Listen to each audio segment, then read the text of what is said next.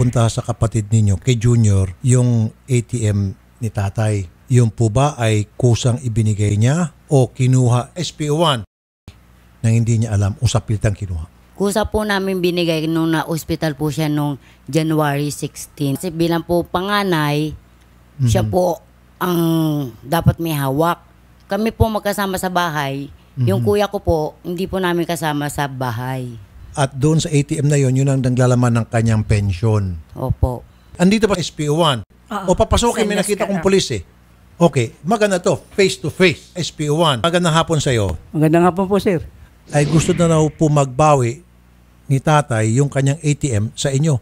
Total, nandito naman daw yung kanyang anak na babae, yung kapatid nyo, nakasama nyo sa bahay.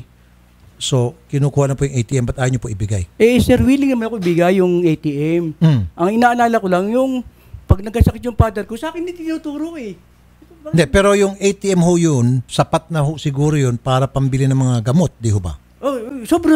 Kasi binibigyan ko po yung sister ko na 5,000 monthly. Saan yung galing po yung 5,000 na binibigyan nyo? Sa father ko po. Di mas maganda ho, since ito yung kapatid ninyo, si Ma'am Sandra kasama ni tatay. Opo. Di mas maganda ho kung yung ATM, hawak-hawak na ni Sandra para kung sakaling may emergency at kailangan bumili ng gamot at kung ano pa man, andito na ito, hindi ka na kailang kontakin pa. Yung pong pambili ng gamot po, binibili na namin po ng for 1 week, for 2 weeks, ganun po ang ginagawa ko. Kasi minsan po, mayroon pa siya tinatawag na monthly check-up.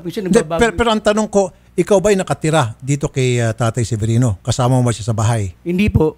Sino kong kasama sa bahay? Yung pamangkin ko po. Ma'am Sandra, akala ko ba magkasama kayo ni tatay? Opo. Ako po nag-aalaga sa kanya, pati yung pamangkin ko at hipag ko. Ang compound po kami doon. Okay. Si SP1, hindi.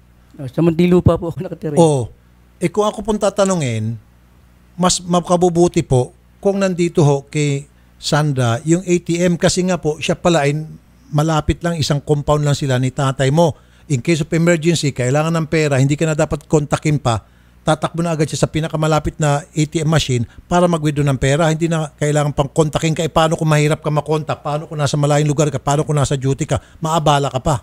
Pwede ako pumayag po sa kaso lang po, kailangan may kasulatan. Kasi in case of magkasakit po yan, sa akin po binabato lahat ang responsibilidad eh. Ang pinakamaganda ho nito, si tatay magsalita kasi nakakapagsalita pa naman siya ho, di ba? Sana po. Kasi tatay, sino pong gusto nyong pagkatiwalaan nyo ng inyong ATM? Ang hawak sa inyong ATM? Ito pong si Junior o si Sandra? Sandra. Sir, nagsalita na si tatay. Sige po, mga buti po pero sana po, sir, kung pagkasakit niya, ako na naman ituro na, kasi ang ospital po niya sa sa Osmon po sa sa Muntinlupa. Pero sir, nagsalita na kasi si tatay. Narinig mo naman, sabi niya Sandra.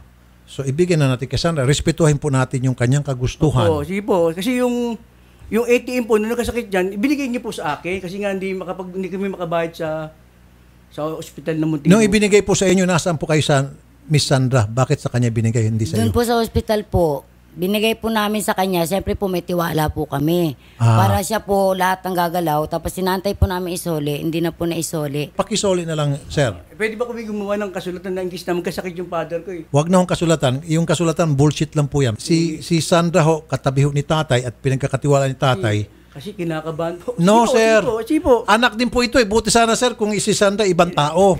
Hindi. Willing naman ako talaga. Kasi nga lang, sir, ayaw ko na may mangyari talaga na. Kasi mamaya... Sir, kung ayaw nyo may mangyari kay tatay, ganun din si Sandra. Pareho kasi kayong anak eh. Ang nakikita ko lang kinakailangan magkaroon ng kasulatan kung itong si Sandra ay hindi capable na mag-alaga at siya ibang tao. Siya hoy, kapatid din eh.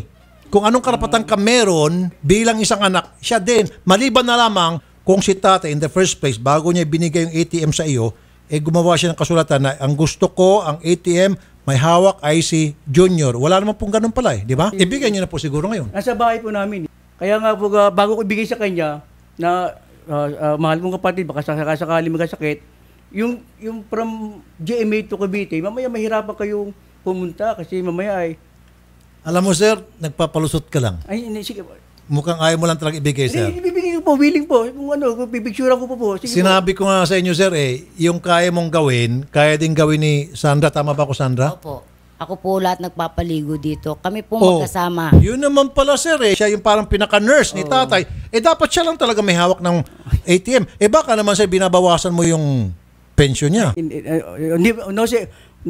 Matanong ko lang, sir, total, yung bang pera niya, meron bang accounting doon na buong na kukuha niya? Opo, Baka naman nababawasan mo. Hindi po, 5,000 po sa Magkano bang pension niya? 50,000 po, bisa 49,000. So yung 49,000 ba, na-account ba ni tatay na up to the last centavo kung saan napupunta yung 49,000? Opo, binibigay, mayroon pong ano yung Totoo ba? kapatid ko eh. May binibigyan ko to ng ano eh. Ang monthly po namin, 5,000 po sa ilaw at tubig. Okay. 5,000 po para sa pagkain niya. 10. Pag wala na pong pera, saka lang po siya magpapadala ng kundi 300 or 500. Saan po yung sobra? Kasi sabi niya 5,000 sa pagkain. Ilaw, tubig, 5,000 sa Kay Sally. pagkain. Si Sally. Si 10. Yun na nga yung Kay kay Sally. Sally. Yun na yun. Oh, so Basta hindi po lalagpas po ng 20 mil sa ibibigay niya sa whole ng 20. month. So nasaan po yung 30? Yun po hindi ko alam. Basta po, ang usapan po namin magkapatid, nag-open account ako ng 10,000 na ATM. If ever na magkaroon kami ng emergency, meron kaming pipindutin kahit naka-dextrose siya. Pero nung time po na emergency na po siya nung New Year ng 2016, tinatanong ko po sa kanila yung ATM para meron po kami makuwang pera. Tama. Ang sabi po, nagastos po rin nila nung Christmas po, nung 2016. Nagastos ni SPY? Opo. Kaya Naku. wala na pong laman yung ATM na inopen account namin ng tatay SPY1, ko. maawa-awa ka naman sa tatay mo, tanda-tanda na, kukupitan mo pa, sus Mariose. Ako, sir, ako pang nagbibigay sa nanay ko. Kaming lahat magkakapatid, nagbibigay kami ng pera sa nanay namin. Ikaw, nangungupit ka pa sa tatay mo. Sus, hindi ka na naawa to, tanda-tanda. Dapat ikaw pang nagbibigay ng pera sa kanya, sir. Kung ako, ikaw, yung 50,000 niya, dadagdagan ko pa ng 50,000. Hindi ako nabibiro. Tanong pa sa nanay ko. Yung nanay ko may pension din po. Yung pension niya, hindi niya nang halos magastos dahil binibigyan namin yung nanay namin. Yung 50,000 na pension niya, pambili niya ng mga damit, kung ano pang gusto niya, sobra-sobra. Pero hindi po namin kinukupitan. Ikaw, kinukupitan mo, pulis ka pa man din. Anong klase ka? Pakibalik na lang, sir. Pwede mo masyal ako. Sige, sir. Sige po, willing po akong ano. Pero sana karoon tayo ng sa background namin, sa area namin, sa GMA, sa bahay po namin. Baka pwede po akong humingi ng konting surveillance lang po para... Sir, tingnan mo, tinatawanan ka ng tatay mo, tumatawa siya, pinagtatawanan ka niya. Sir, ang pinag-uusapan dito yung ATM, napunta tayo sa surveillance, ginagamit mo yung pagkapulis mo. Ano kinalaman ng ATM sa surveillance?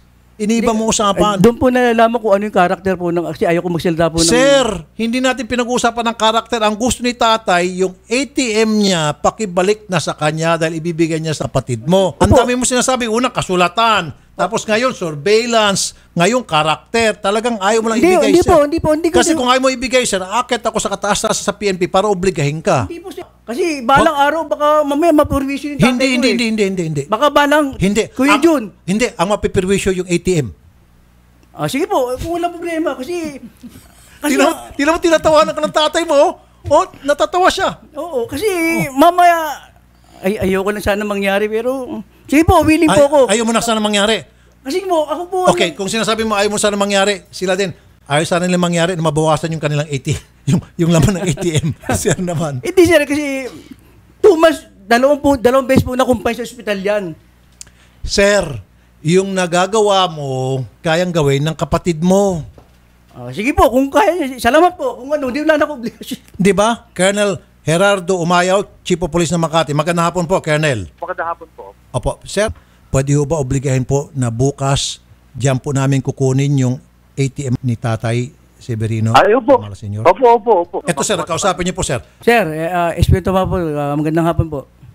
Okay, kung ano man yung problema dyan, hindi mo naman pala ATM, ibalik mo na sa mga magulang mo naman pala.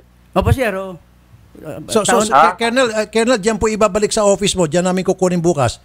Okay, Colonel. So nakinig mo yung ni Boss Rapi ha. Opo. Kailangan dali mo sa akin ng maga yan ha. Opo sir. Salamat po, Colonel. Magandang hapon Salamat po. din po. Salamat Thank din you po.